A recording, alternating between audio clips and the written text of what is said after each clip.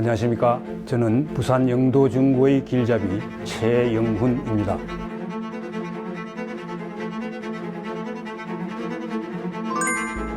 저는 12월 27일 출판 기념회를 했습니다. 책의 제목은 최영훈, 왜 사람인가? 저는 사람의 향기를 좋아합니다. 제가 존경하는 세 분의 선생님을 그 책의 권두운으로 모셨습니다. 그 세 분은 저에게 사랑의 정치, 겸손한 정치, 착한 정치를 일러주셨습니다. 첫 번째는 국무총리를 지낸 이수성 선생입니다. 선생님은 저희 주례 선생님이기도 합니다. 또 두 번째, 국제형사재판소장을 지낸 송상현 선생님입니다. 고하 송진우 선생, 해방공간에서 큰 역할을 하시다가 저격을 당해 목숨을 거두고 맙니다. 그분은 저에게 겸손한 정치를 가르쳐 주셨습니다. 마지막으로 김병일 선생님, 그분은 영호남을 대표하는 유학서원인 도산서원과 월봉서원의 서원장을 맡고 계십니다. 김대중 정부 때 기획예산처장, 경제부처 장관을 지냈지만 유수의 로펌을 거들떠보지 않았습니다. 오로지 태계 선생을 숙모하는 참 선비의 정신을 세상에 가르치려고 노력해왔습니다. 저는 그 세 분을 생각하며 정치를 하려고 작정을 했습니다. 최영훈은 누구인지 저는 생각을 해보았습니다. 제가 저를 잘 알지 못했다는 생각도 듭니다. 저는 경남 통영 욕지면이라는 제법 큰 섬의 물가에서 태어난 선친을 뒀습니다. 그리고 저희 모친은 인근의 추도라고 하는 작은 섬에서 태어났습니다. 두 분 사이에서 태어난 저는 물과 깊은 인연이 있습니다. 저희 선친은 해병대 장교였습니다. 6.25 전쟁 때 서울을 수복하고 북진하여 압록강에서 군모로 물을 떠마셨습니다. 그리고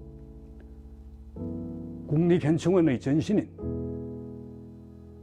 당시 현충원에서 해병대 중대장으로 근무를 하고 예비역 소령으로 퇴역한 바 있습니다. 저희 선친이 영도로 옮겨 사업을 시작했습니다. 그 바람에 저는 영도와 깊은 인연을 맺게 되었습니다. 영도는 저희 마음의 고향입니다. 영도에서 저는 초등학교를 졸업하고 사하구에서 중학교를, 대신동 마찬가지로 서구에서 바로 인근들 지역들입니다만 고등학교를 졸업했습니다. 그리고 서울에서 대학을 마치고 동경하던 언론사에 들어갑니다. 그리고 33년간 동아일보에서 정론직필의 정신을 잊지 않고 글을 썼습니다. 저는 천상 글잡이입니다. 여기 이 펜이 있습니다.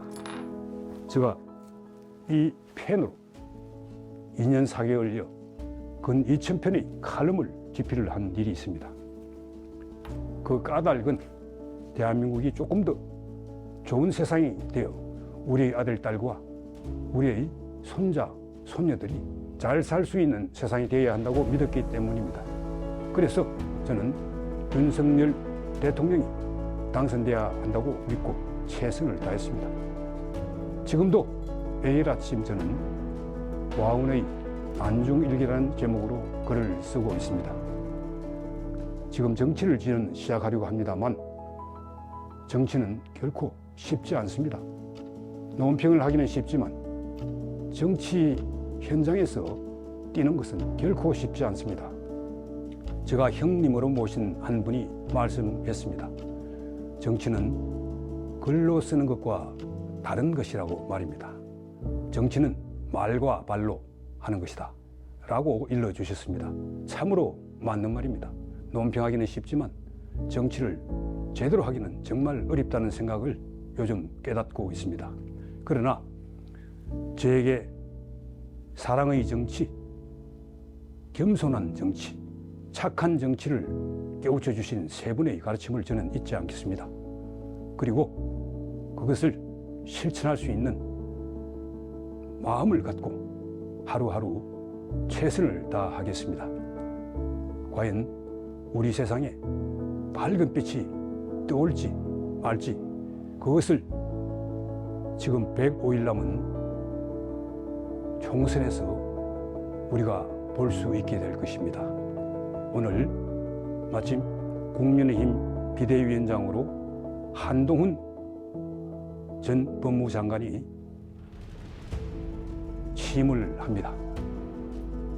한동훈 비대위원장의 주례 선생님이 바로 송상현 선생님이십니다. 송상현 선생님은 한 위원장에게 주례를 봐주기 전에부터 말씀을 하신 게 엘리트일수록 겸손해야 된다. 고개를 숙일 줄 알고 항상 남의 말을 경청할 줄 알아야 한다고 가르쳤다고 합니다. 그러니 우리 한 위원장이 반드시 겸손하게 남의 말을 듣고 그것이 무엇인지를 잘 판단해서 국민의힘을 제대로 바로 잡을 것으로 보입니다. 아니, 국민의힘이 아니라 대한민국의 정치를 바로잡지 않겠습니까, 여러분? 저는 동아일보 편집국장을 하기 전에 동아일보 축구팀의 감독을 했습니다. 제가 축구팀의 감독을 할 때 동아일보가 아마 저 기억으로는 아마 39년 만에 1회 대회 때 우승을 하고 제가 우승을 하는 영예를 안았습니다. 그리고 6개월 뒤에 제가 동아일보 편집국장이 됐습니다. 아마 우리 그 사장께서 저 사람이 글 쓰는 것도 제법 하지만 리더십이 훨씬 더 있구나. 아마 그렇게 판단을 해서 저에게 편집국장이라고 하는 중책을 맡기지 않나 생각합니다. 이건 싫어합니다. 여러분들이 확인해 보셔도 됩니다. 제가 저희 마음의 고향인 영도로 내려가 또 영도 다리가 힘차게 허리를 펴고 올라가던 50년, 60년 전 그때를 회상하며 저는 용두산공원 아마 거기에 중구에 있을 겁니다. 용두산공원 저희 추억이 깃든 곳들인데 그곳들이 지금 인구가 감소하고 있습니다. 참 마음이 아픕니다. 우리 대한민국 역시 저출산 초고령화 사회로 접어들어서 국군이 과연 이대로 상승할 수 있을지 큰 아문이 드리우고 있습니다. 이것을 어떻게 바로잡을 수 있을지 참 고민이 깊습니다. 여러분들도 마찬가지죠. 지금 대한민국은 흥하느냐 망하느냐의 갈림길에 서 있는지도 모릅니다. 지금 1년 7개월 17일 만에 윤석열 대통령은 새빵살이 신세를 면했습니다. 오늘 한동훈 비대위가 출범함에 따라 윤석열 대통령 역시 새빵살이를 면하고 소유권 등기를 했는지도 모릅니다. 이제까지는 국민의힘이 정치력도 약하고 전투력은 더더욱 약해서 좀 세간의 비아냥을 듣더라도 그것이 윤석열 대통령에게 큰 영향을 주지는 못했습니다. 왜냐? 그 당은 윤석열 대통령이 만든 당이 아니었기 때문입니다. 그러나 지금은 한동훈 비대위 체제가 들어선 이후로는 아마 그 비대위로 인해 국민의힘이 되살아나지 못한다면 윤석열 대통령에게도 아마 타격이 될지 모릅니다.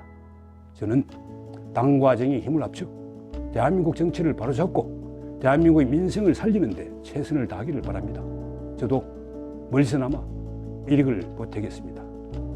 저는 아까도 말씀드렸지만 40년 가깝게 글을 쏜 천상 언론인입니다.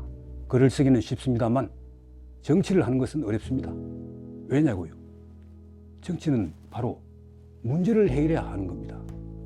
문제를 해결하려면 때로는 알면서 쏘아줄 줄 알고 협상도 할 줄 알아야 됩니다. 그러나 자신의 중심을 지키고 기본을 잊지 않아야 그런 것이 가능합니다. 태계 선생님의 가르침대로 착한 자세로 봉사를 하겠습니다. 두 분 선생님의 말씀대로 사랑과 겸손한 자세로 지역을 위해 봉사를 하는 그런 기회를 가지면 좋겠습니다. 저는 누구보다 더 열심히 글을 써왔습니다. 그러나 몸과 발로 뛰며 봉사하는 것을 이제는 더 많이 할 수 있도록 노력하겠습니다. 여러분, 최영훈 TV를 사랑해 주십시오. 더욱더 노력하고 더욱더 절차 탁마하는 자세로 임하겠습니다. 감사합니다. 최영훈 TV